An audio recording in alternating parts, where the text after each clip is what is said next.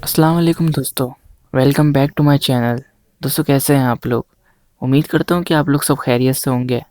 अल्लाह पाक आपको अपनी हिफ्ज़ ईमान में रखे। तो चलें बढ़ते हैं आज की हॉरर स्टोरी की तरफ। ये हॉरर स्टोरी हमारे साथ जिस भाई ने शेयर करी, चलें सुनते हैं इस हॉरर स्टोरी को। इन्हीं की कहानी, इन्हीं की ज़ुबानी। दोस्तों, वैसे तो किसी भी रिलीजन के अंदर अगर किसी की डेथ होती है तो उस घर वाले को अलविदा करने के लिए अलग अलग तरीके होते हैं। जैसा कि मुस्लिम मज़हब के अंदर मुर्दे को दफनाया जाता है और उसकी एक कब्र होती है जहाँ उसको दफनाया जाता है। इस तरह से हिंदू मज़हब के अंदर मुर्दे की डेथ के बाद उसको जलाया जाता है। दोस्तों, जैसा कि हम अपने बचपन से ही कब्रिस्तान के बारे में जो कहानियाँ सुनते हुए आ रहे हैं कि वहाँ पर अकेले नहीं जाना चाहिए या फिर किसी बंदे को वहाँ पर रात में नहीं जाना चाहिए। इसकी वजह वहाँ पर मौजूद रूहें होती हैं और कुछ रूहें बदरूहें भी होती हैं और सुनसान कब्रिस्तान के अंदर जिन्नात भी पाए जाते हैं। इस वजह से किसी बंदे को रात को वहाँ पर अकेले नहीं जाना चाहिए। इसी तरह का एक वाक़या दिलशेर के साथ बीता। दिलशेर अपने बाबा के साथ एक छोटे से गांव के अंदर रहता था। इसकी अम्मी की डेथ के बाद ये और इसके बाबा घर पे अकेले होते थे, यानी कि इसके घर के अंदर और कोई भी नहीं था। इसके बाबा काफ़ी ज़्यादा ज़ईफ़ हो चुके थे। ज़ईफ़ होने की वजह से या फिर बीमार रहने की वजह से उनकी तबीयत काफ़ी ज़्यादा नासाज रहती थी, यानी कि वो बीमार रहते थे। उनकी तबीयत बिगड़ते बिगड़ते इस कदर ख़राब हो गई कि वो 24 घंटे बेड के ऊपर पड़े रहते हैं। दिलशेर ने घर के अंदर मुर्गियाँ पाली हुई थी। वैसे तो दिलशेर कोई काम नहीं करता था, लेकिन मुर्गियाँ जो अंडे देती, दिलशेर गांव के घर घर जाकर उन अंडों को बेचा करता और उससे जो पैसे आते, उससे जो थोड़े बहुत पैसे आते, दिलशेर उन पैसों से अपने बाबा की दवाइयाँ ले लिया करता और उनके घर में एक टाइम पे खाना पकता और दूसरे टाइम पे नहीं पकता था। घर में खाना वगैरह भी दिलशेर खुद ही बना लेता था, क्योंकि उनके घर में कोई औरत नहीं थी। दिलशेर के अंडों की कमाई से जितने भी पैसे आते वो दिलशेर के बाबा की दवाइयों के ऊपर खर्च हो जाते। दिलशेर के बाबा की हालत दिन ब दिन ख़राब होती चली जा रही थी। एक रात दिलशेर के बाबा की हालत, यानी कि उनकी तबीयत इस कदर बिगड़ी कि उन्होंने तेज़ तेज़ सांस लेना शुरू कर दिया। दिलशेर इनकी इस हालत को देखकर काफ़ी ज़्यादा घबरा सा गया और चीखें मारने लगा और ज़ोर ज़ोर से रोने लगा। थोड़ी देर बाद दिलशेर के बाबा की हालत इस कदर ख़राब हुई कि उनका इंतकाल हो गया, यानी कि उनकी डेथ हो गई। दिलशेर वहाँ खड़ा रोता रहा और अपने बाबा से बातें करता रहा कि बाबा, आपके अलावा मेरा इस दुनिया में कौन था? मामा भी चली गई और अब आप भी मुझे छोड़ के चले गए। बाबा प्लीज़ आंखें खोलें, आंखें खोलें, एक दफ़ा तो देखें अपने दिलशेर को। वो पूरी रात अपने बाप के सिरहाने के पास ऐसे ही खड़ा रहा और उनको यही अल्फाज कहता रहा, लेकिन वो कहाँ इसकी बात का जवाब देते। दूसरे दिन दिलशेर के बाबा का नमाज जनाजा पढ़ाया गया और फिर कब्रिस्तान ले आकर इनकी तदफीन करी गई। तदफीन करने के बाद सारे कब्रिस्तान से जा चुके थे, लेकिन दिलशेर शायद उस वक्त सदमे में था और वो सदमे के अंदर मुसलसल अपने बाप की कब्र के पास बैठा रहा और उनसे बातें करता रहा कि बाबा आंखें खोलें, मुझे पता है आप मजाक कर रहे हैं। वो मुसलसल इनको यही कहता जा रहा था। थोड़ी देर बाद इसकी उस कब्रिस्तान के अंदर आंख लग गई। ये वहीं अपने बाप की कब्र के पास सर रख के सो गया। जैसे ही इसकी आंख खुली तो इसने आसपास नज़र दौड़ा कर देखा तो कब्रिस्तान के चारों तरफ काफ़ी ज़्यादा अंधेरा हो चुका था और ये पूरे कब्रिस्तान के अंदर उस वक्त अकेला था।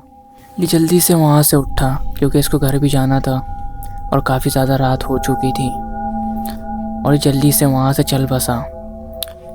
यह भी उस कब्रिस्तान के अंदर ही था। कब्रिस्तान के अंदर चारों तरफ काफ़ी ज़्यादा सन्नाटा था और आसपास कोई भी नहीं था। इसको चलते चलते कब्रिस्तान का गेट नज़र आया। ये जैसे ही इस गेट के पास पहुंचा तो इसने देखा कि कब्रिस्तान के गेट के ऊपर बाहर से ताला था। कब्रिस्तान के गेट के ऊपर ताला लग चुका था और आसपास कोई भी नहीं था जो कि उस दरवाज़े को खोल सकता।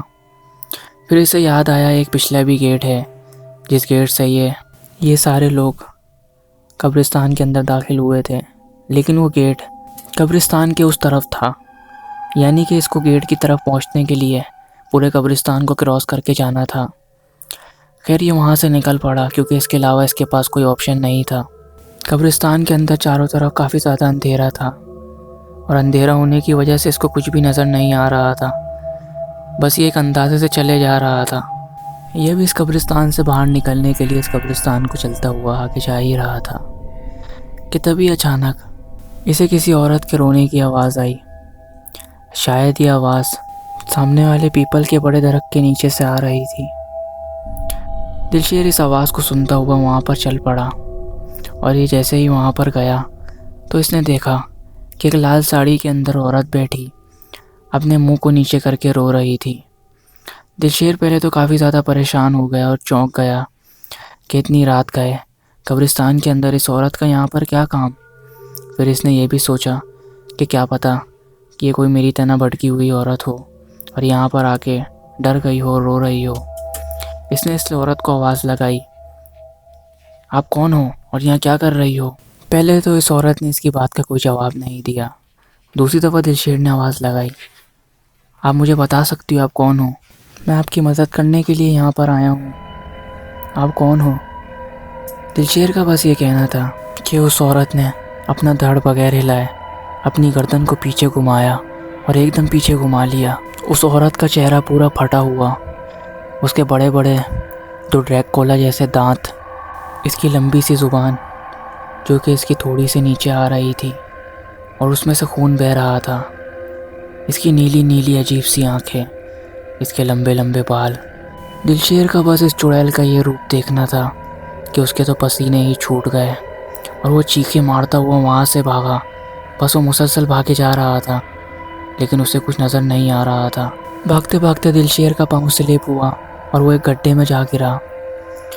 दिलशेर ने उस गड्ढे में से बाहर निकलने की बहुत कोशिश करी और बहुत चीखें मारी, लेकिन वहाँ पर उसकी पुकार सुनने के लिए कोई मौजूद नहीं था।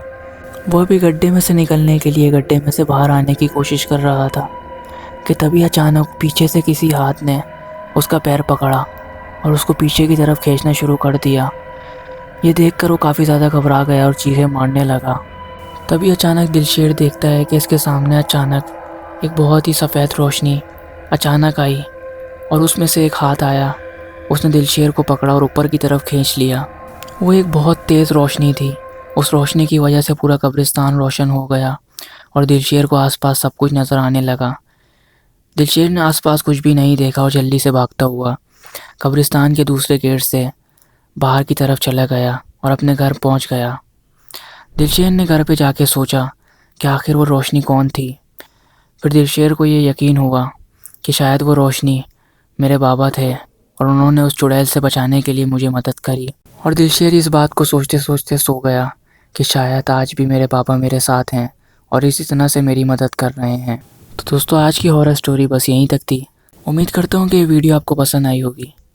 अगर आप ऐसी और वीडियो देखना चाहते हैं तो इस वीडियो को ज़रूर लाइक करें और ज़्यादा से ज़्यादा सपोर्ट करें ताकि हम इसी तरह से आपके लिए और वीडियोस लाते रहें। तो दोस्तों मिलते हैं नेक्स्ट हॉरर स्टोरी के अंदर। जब तक के लिए अपने भाई को इजाज़त दें, अपना ख्याल रखें। अल्लाह हाफिज़।